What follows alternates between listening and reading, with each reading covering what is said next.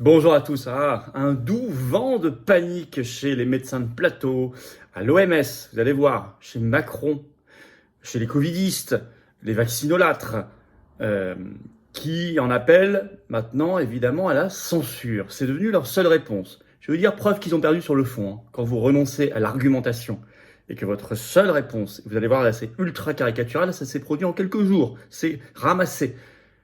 Votre seule réponse, c'est l'appel à bannir, à interdire, à censurer, à punir.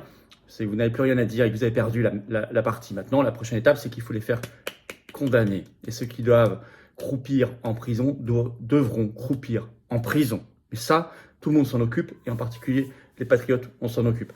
Je vais vous apprendre des choses dans cette vidéo, notamment sur le traité mondial sur les pandémies de l'OMS, des informations, et puis toutes ces dingueries des médecins de plateau de télé. Vous allez voir, n'hésitez pas à la relayer, c'est très concret. N'hésitez pas pour cela à vous abonner ou réabonner en cliquant sur s'abonner en dessous à cette chaîne YouTube.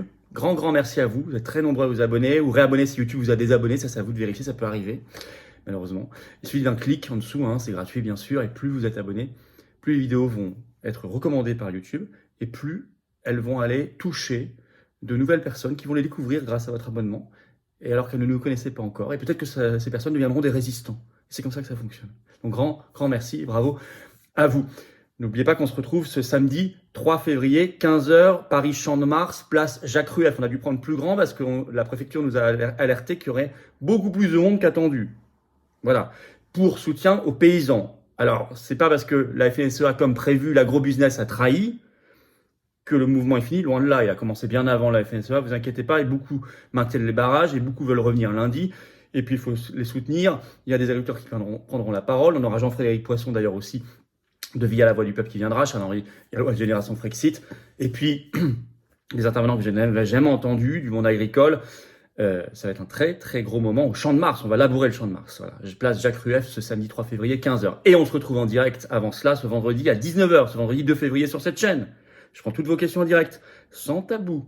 Ah non, vous posez ce que vous voulez, sans langue de bois dans mes réponses. Et l'actualité, on est dans le dur là, hein. Française et mondiale, on regarde tout. Soyez là, ramenez du monde à 19h pour ce direct ce vendredi 2 février. Je suis dans l'Oise, enfin, le jeudi prochain, le jeudi 8 février, au soir, réunion publique à 19h, c'est que 5 € l'entrée, verre de l'amitié offert. Inscrivez-vous sous la vidéo en description pour l'Oise. Il reste quelques places, c'est mieux de s'inscrire, c'est pas totalement obligatoire, mais ça nous permet de nous organiser. Venez très nombreux, c'est ouvert à tous autour, pas que au département de l'Oise, c'est ouvert aux non-adhérents comme aux adhérents, à tout le monde. Inscrivez-vous, j'ai hâte de vous voir. On y va. Vent de panique dans l'oligarchie covidiste qui veut accélérer la censure totale. Alors vous allez voir, la censure totale doit s'appliquer contre tout ce qui est ce qu'ils appellent désinformation sur les pandémies, les injections, etc. Mais pas que, évidemment.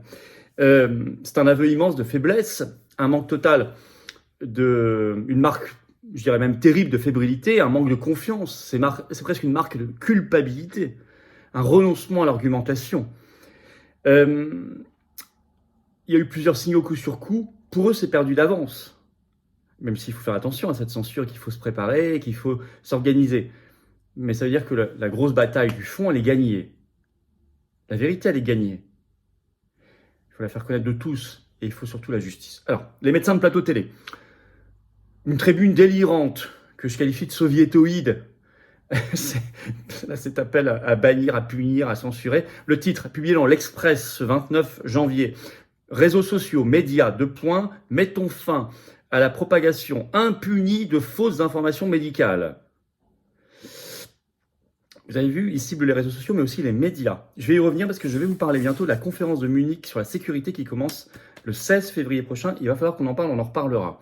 Je vais vous expliquer tout ça dans quelques minutes. Je cite quelques extraits de cette tribune délirante. Face au laisser-aller des réseaux sociaux et de certains médias à grande audience, au laisser-aller. Ce qu'ils appellent laisser-aller, c'est la liberté d'expression. Morceau choisi de cette tribune, je ne fais que citer.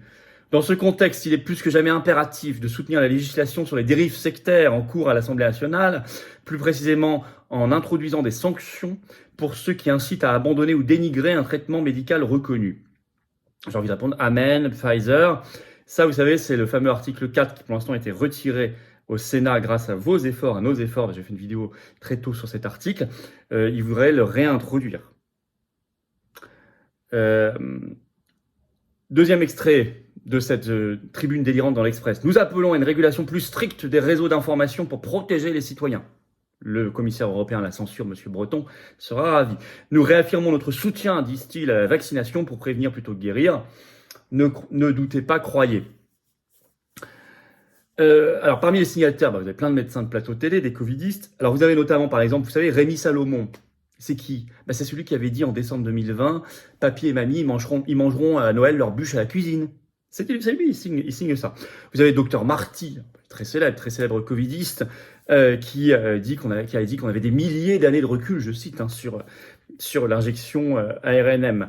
Mathieu Molimar, qui part en croisade contre le professeur Raoult tous les 6 mois dans les médias, et qui disait, on a tous ces tweets, que tout ça, ces injections protégées de la propagation. Alain Fischer, monsieur vaccin officiel, puis d'autres, vous irez voir. Et puis il y a eu de nouveaux signataires entre-temps, toutes des institutions covidistes, l'Académie de médecine évidemment qui voulait l'injection obligatoire, on n'a pas oublié, la Fédération hospitalière de France, FHF, avec Mathieu Robinet, on connaît ça par cœur, maire de Reims, c'est totalement le système, instance ultra-covidiste depuis 4 ans. Ce qui est intéressant, c'est le contenu. Ils sont plus là pour essayer de dire ça marche, non, ils sont là pour dire on veut interdire, bannir, punir, parce qu'en fait leur voix n'est plus audible. Seule la vérité se fait entendre. Alors, la suite, c'est qu'ils font même des pressions maintenant sur l'ARCOM. Vous savez, l'ARCOM, c'est le nouveau nom du CSA. Ça vient notamment du docteur Jérôme Barrière, qui a fait un tweet de signalement, on pourrait appeler ça autrement, le 31 janvier, d'un extrait d'interview sur CNews chez Pascal Praud, le 12 janvier dernier, du professeur Raoult. Il a signalé ce passage à l'ARCOM en disant « c'est pas possible, il faut pas laisser dire ça ». Je vais vous citer ce tweet de dénonciation incroyable. Écoutez, Pascal Praud sur CNews. Je vais vous signaler, alors voilà l'ARCOM, écrit-il, je vais vous signaler ce passage de l'émission de Pascal Praud sur CNews le 12 janvier 2024. C'est un cas typique de manquement à l'obligation d'honnêteté et de rigueur dans la présentation et le traitement de l'information. Passage à 1h05 environ, il met l'extrait. En invitant Didier Raoult, qui vend un livre sur les antibiotiques, qui en profite pour désinformer sur le lien entre l'injection et le lymphome, vous désinformez, vous savez que cette personne ne représente plus que lui-même. Ça, c'est un jugement de valeur. Mais vous l'invitez quand même. On entend c'est effrayant. Voilà, alors que c'est faux. Comme il était faux de dire que ça ne protégeait, que c'était pas efficace à 95%, comme il était faux de dire que ça avait peut-être un impact sur les troubles menstruels, que c'était peut-être en lien sur les cycles menstruels. Puis au départ, c'était faux tout ça. Comme c'était faux de dire que ça protégeait pas forcément de la contamination et de la transmission. Puis c'était faux au départ tout ça. Voilà, alors que c'est faux. Je comprends ceux qui entendent ça et qui disent c'est effrayant. Donc oui, ça ne va pas. Soit il existe un cadre juridique, soit il n'en existe pas. Il faut faire évoluer la loi. C'est ce que l'on dit dans cette tribune publiée dans la version papier de l'Express. Bon. Et puis, alors, ce signalement a été repris ensuite par le professeur Molimar qui l'a retweeté, bravo. Et puis, ils ont fait un nouveau signalement, toujours au docteur Barrière, contre cette fois André Berkoff sur Sud Radio. Ça a été fait le 1er février. Donc, la machine a dénoncé, voilà. Ça n'est pas une attitude sereine. C'est une attitude de panique, d'affolement. Voilà. Ça n'est pas une attitude d'argumentation. Et on a envie de dire à tous ces gens-là qui ont signé la tribune de l'Express, vous avez oublié une chose, vous avez oublié de marquer vos liens et conflits d'intérêts éventuels dans cette tribune. C'est obligatoire. Et quand vous intervenez dans les médias, il faut les dire. On vous en a trouvé pour certains. Alors, l'OMS en même temps s'excite, tout ça c'est le même système, craint pour son traité mondial sur les pandémies, juridiquement contraignant, je le rappelle, le 2e seulement dans l'histoire de l'OMS qui serait juridiquement contraignant, tant mieux si elle craint. Fox News, 25 janvier, le titre, le patron de l'OMS dit que ce traité sur la maladie X est menacé et que la perte de souveraineté est une fake news. Il l'a dit le 22 janvier, voilà ce qu'il a dit exactement, je vous cite l'extrait de Fox News. Le chef de l'OMS a déclaré que la date limite de mai 2024 pour l'organisation pour obtenir un traité mondial sur les pandémies et se préparer à la maladie X est en péril. Tant mieux. Et que toute notion selon laquelle l'accord céderait la souveraineté nationale est le résultat de fausses nouvelles, de mensonges, de théories du complot. Oh, mais ça sent aussi ça l'appel à la censure. Il a ajouté d'ailleurs, le patron de l'OMS, ce serait une occasion manquée si on ne faisait pas ce traité, pour laquelle les générations futures pourraient ne pas nous pardonner. Bon, je pense qu'elles nous le pardonneront très bien. Sur la défensive par rapport à la désinformation, voilà ce qu'il en dit. Écoutez bien, Toujours Fox News, dans son discours, Tedros, donc le patron de l'OMS, a rejeté les suggestions que le pacte entraînerait une perte de souveraineté pour les pays. Il y a ceux qui prétendent que l'accord sur la pandémie céderait la souveraineté à l'OMS et donnerait au secrétariat de l'OMS le pouvoir d'imposer des confinements ou des obligations vaccinales aux pays. Vous savez que ce sont des fausses informations, des mensonges, des théories du complot, a déclaré Tedros. Ces informations sont complètement fausses. Vous savez que l'accord ne donnera pas de tel pouvoir à l'OMS. Voilà. Fin de citation. Bon. S'il a besoin de le dire comme ça, c'est qu'à mon avis, c'est totalement vrai. Je redresse un petit peu ça. Mais surtout, ça sent derrière, vous savez, s'il cible tellement la désinformation, les théories du complot, c'est que derrière, il appelle, pareil, à la censure. Macron en rajoute une couche. Il était en Suède. Ça a été repris par BFM TV ce 31 janvier. Et depuis la Suède, il déclare, je cite l'article, « Pour Emmanuel Macron, la première menace envers les démocraties européennes est la manipulation de l'information. » C'est marrant, c'est exactement un copier-coller de Davos 2024. On a fait une vidéo. Davos 2024 a déclaré, a décrété que la principale menace pour l'humanité, c'était la désinformation. Macron dit la même chose, dit pareil. Donc on sent bien un agenda. Alors, il a cité les menaces pour les élections européennes, le 9 juin, je suis tête de liste, pensez-y. Les élections nationales en Europe, dit-il, les élections américaines, bien sûr, la présidentielle qui les fait tous trembler, de fin 2024, avec, dit-il, je cite, multiplication des cyberattaques. Cyberattaques, c'est aussi une obsession de Davos. Et des manipulations de l'information. Il ajoute, ça augmente et ça augmentera. Dans le but de déstabiliser nos démocraties, dit-il. Je ne sais pas ce qui reste de la démocratie française, mais c'est ce qu'il dit. En tout cas, ça, c'est un appel implicite, évidemment, aussi à la censure. Parce qu'arrive justement très bientôt la conférence de Munich sur la sécurité. Elle a lieu du 16 au 18 février prochain. Macron y était physiquement l'an dernier. Je vais vous lire ce qui va se passer à l'ordre du jour de cette conférence de Munich. On en reparlera. Dans le cadre de cette conférence, les États-Unis copilotent avec les pays de l'Union européenne un projet très ambitieux de lutte contre la désinformation avec d'importants financements à l'appui dans le cadre du Global Engagement Center. Je reviens sur le GEC dans un instant. Les annonces officielles et complètes de ces nouveaux engagements seront rendues publiques lors de la conférence de Munich pour la sécurité. Ça parle, non officiellement, de payer des médias influenceurs, de développer des réseaux de fact-checkers et de pousser à la fermeture de certains médias.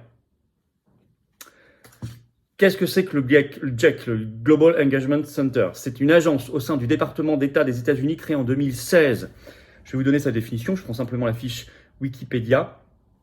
C'est une agence au sein donc, du Bureau des affaires publiques mondiales du département d'État des États-Unis. Créée en 2016, sa mission est de diriger les efforts du gouvernement américain pour reconnaître, comprendre, exposer et contrer les efforts de propagande et de désinformation des États étrangers et non étatiques visant à saper ou à influencer les politiques, la sécurité ou la stabilité des États-Unis, mais en fait c'est une visée mondiale maintenant, de ses alliés et des pays partenaires, voilà, c'est mondial, dans le monde entier.